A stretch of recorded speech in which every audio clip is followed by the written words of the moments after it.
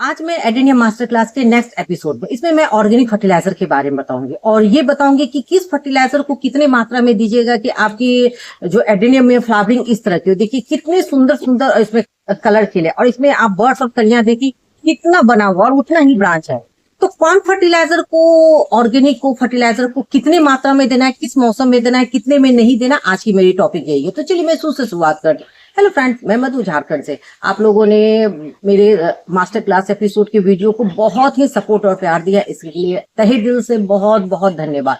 तो चलिए मैं अपने टॉपिक पे आती हूँ। देखिए, अगर जो बिगिनर फ्रेंड है, जो एक्सपर्ट है वो तो खैर कर लेंगे, लेकिन जो बिगनर है मैं उनके लिए कहूंगी ना कि आप स्टार्टिंग कीजिए अगर एडेनियम में फर्टिलाइजर देने का, तो आप ऑर्गेनिक से दीजिए। ऑर्गेनिक क्या होता है, अगर आपके हाथ से सपोज अगर एक दो ज्यादा भी पड़ गया ना तो वो प्लांट खराब नहीं होगा, आपके एडेनियम बहुत अच्छे से चलेंगे। तो आज मैं कुछ फर्टिलाइजर को ला के रखी यहाँ पर, और देखिए मैं फिर कह रही हूँ इतने जो मैं फर्टिलाइजर के लाई हूँ इसका मतलब ये नहीं है कि आपको सब देना है।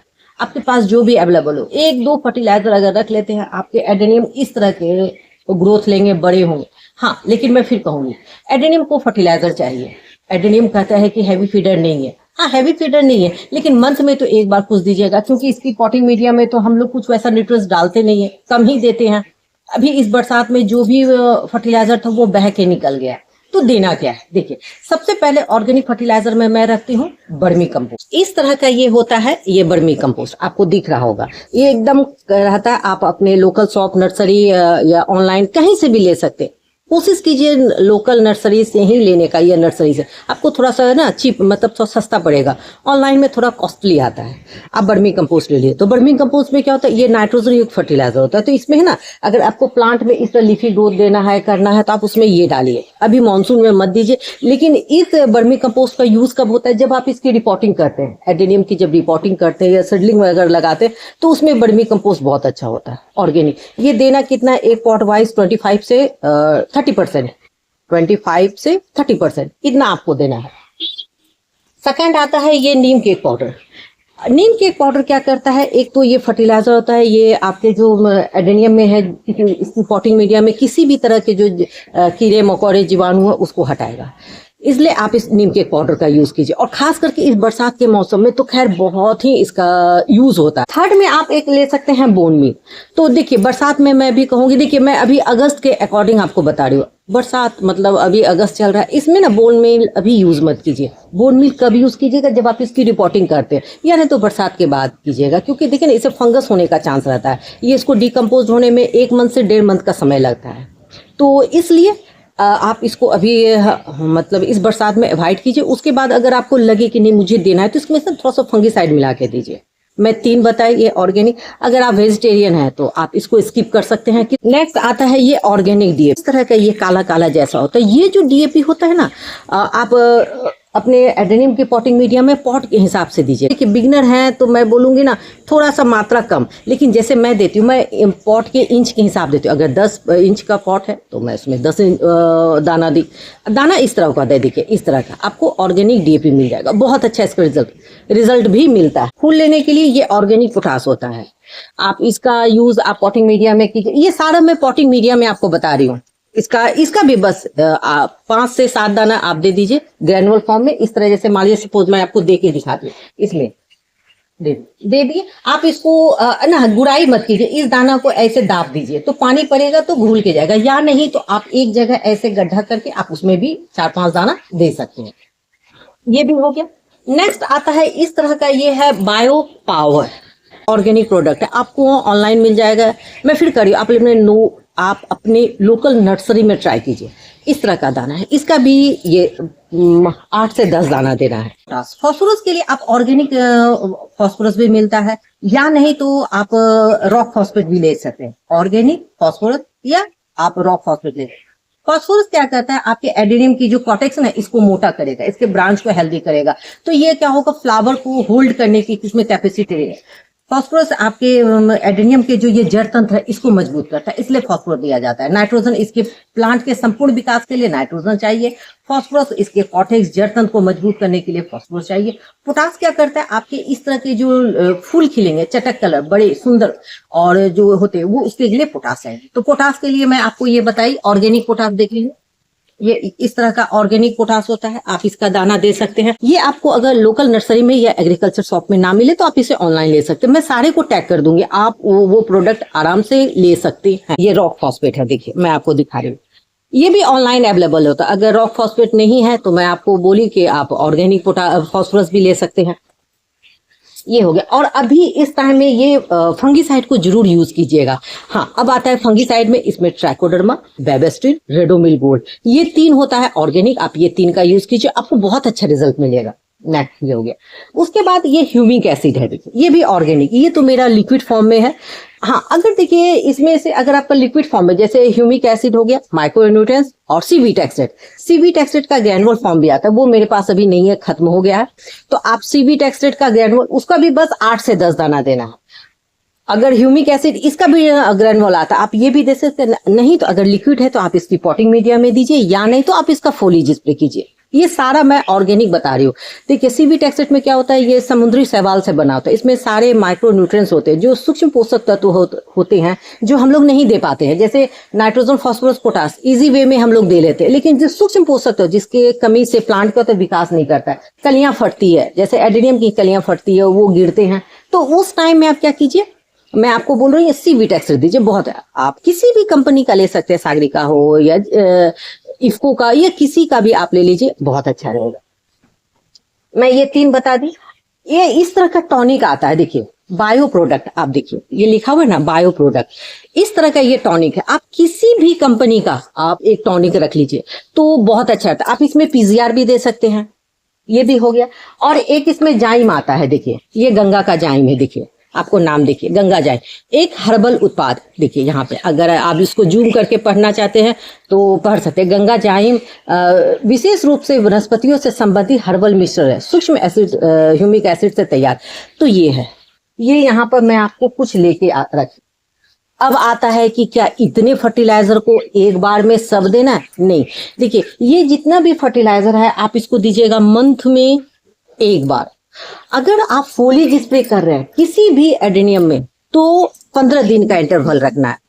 इसमें से जैसे ह्यूमिक एसिड है, सीवीटेक्सेट या माइक्रोन्यूट्रिएंट्स है, तो उसको आपको इस तरह उसका 2 ml 1 लीटर पानी में डिसॉल्व करके फोलिज स्प्रे करना है। ऐसे इस तरह देखिए, मैं आपको दिखाऊंगी, मैं इसमें घोल के रखे इस तरह करना। अगर आप इसकी पॉटिंग मीडिया में दे रहे हैं तो मंथ में एक बार, मंथ में एक बार। तो क्या इतने सारे फर्टिलाइजर को देना होगा? नहीं, इतने सारे फर्टिलाइजर को आपको नहीं देना होगा। आपको देना कितना होगा? 2 या 3 रखिए जिसमें नाइट्रोजन, फास्फोरस और पोटास हो। अब आता है कि हम लोग जानेंगे कि किस समय क्या फर्टिलाइजर देना है। जब सपोज दैट आपके एडेनियम में इस तरह की फूल नहीं खिल रहा है, बरसात खत्म हो गया, सपोज दैट मैं बोल रही हूँ बरसात खत्म हो गया, फूल का समय है और फूल नहीं खिल रहा है, तब आपको पोटास युक्त फर्टिलाइजर देना होगा। पोटास में आप फिर कर सकते हैं, जैसे मैं बोली ऑर्गेनिक पोटास, आप ये दे सकते हैं। आप उस समय दीजिएगा क्या ह्यूमिक एसिड दे सकते हैं, सीवीटेक्सेट दे सकते हैं, ये हो गया, या माइक्रोन्यूट्रिएंट्स। उस समय क्या फूल नहीं खिल रहा है तो क्या वर्मी कंपोस्ट देना होगा? नहीं, वर्मी कंपोस्ट उसमें नहीं दीजिए, वो नाइट्रोजन युक्त फर्टिलाइजर। जब आपको प्लांट का इस तरह का ग्रोथ लेना है, मैं बोली ना कि जब आप प्लांट की रिपोर्टिंग कर रहे हैं, प्लांट को ग्रोथ ले रहे हैं, जैसे वो सीडलिंग वगैरह होता है 6 मंथ, उसमें आप उसकी जब रिपोर्टिंग करते हैं तब 30% vermi compost, 30% reverse and 30% cocopeat, 10% नीम के पाउडर में की पॉटिंग मीडिया में आपको रिपोर्टिंग करना है। तो क्या ये फर्टिलाइजर आपको पर मंथ देना है? नहीं, अगर आप पॉटिंग मीडिया में दे रहे हैं तो मंथ में एक बार दीजिए, और अगर आप फोलिज स्प्रे कर रहे हैं तो मंथ में 2 बार, यानी 15 दिन का इंटरवल में लेके करना है। पॉटिंग मीडिया में मंथ में एक बार, और जो लिक्विड का फोलिज स्प्रे करते हैं मंथ में 2 बार। अगर इस फर्टिलाइजर का आप ऑर्गेनिक फर्टिलाइजर का यूज करते हैं तो आपको प्लांट में इस तरह का मिलेगा। देखिए कितनी अच्छी हैवी फ्लावरिंग हो रही है, ब्लैक कलर की आईडी में है।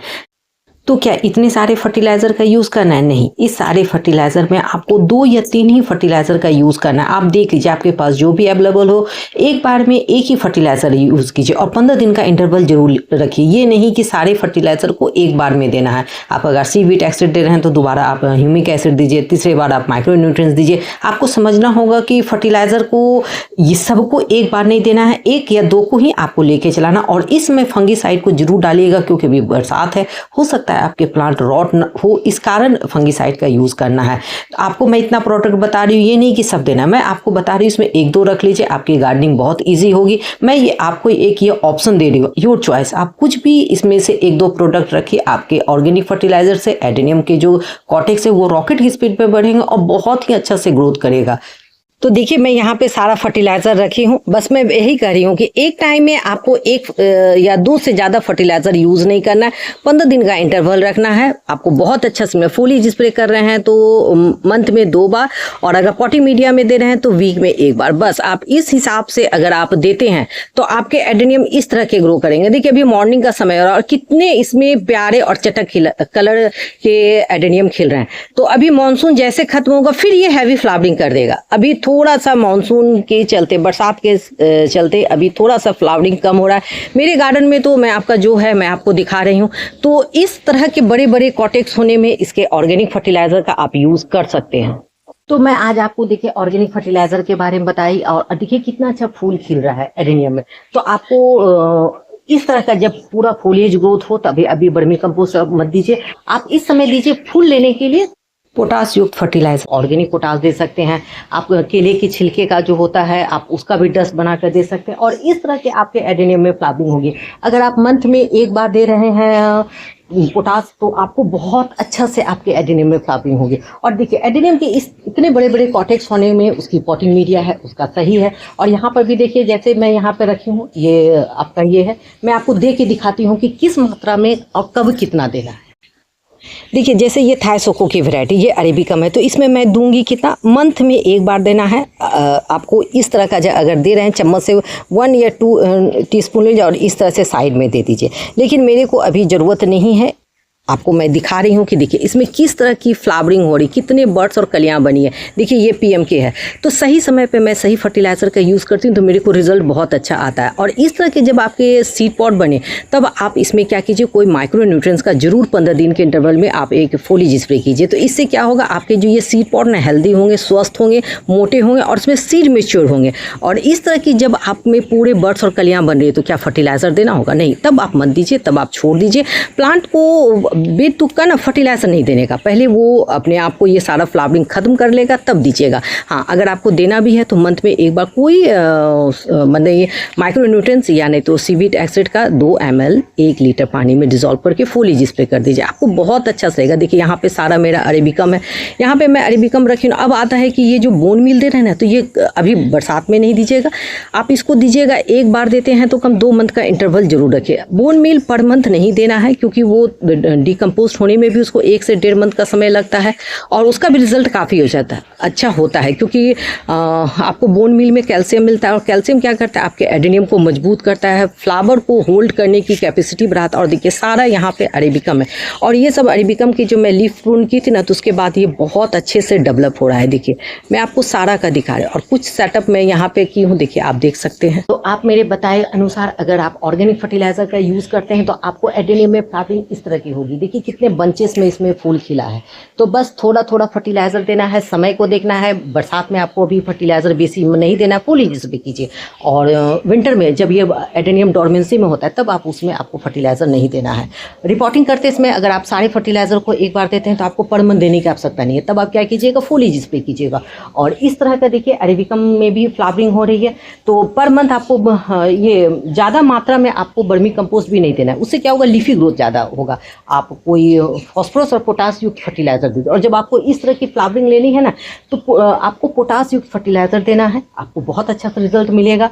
आई होप आज की ऑर्गेनिक वाली वीडियो आपको पसंद आई होगी। अगर आपको मेरी वीडियो थोड़ी भी अच्छी लगती तो आप इसे लाइक कीजिए, शेयर कीजिए, सब्सक्राइब कंप्लीट फुल वॉच कीजिए। और आप मुझे बताइए नेक्स्ट वीडियो मैं किस टॉपिक पे बन। चलिए मैं कल फिर मिलती हूँ नेक्स्ट वीडियो नेक्स्ट टॉपिक के साथ, तब तक के लिए बाय।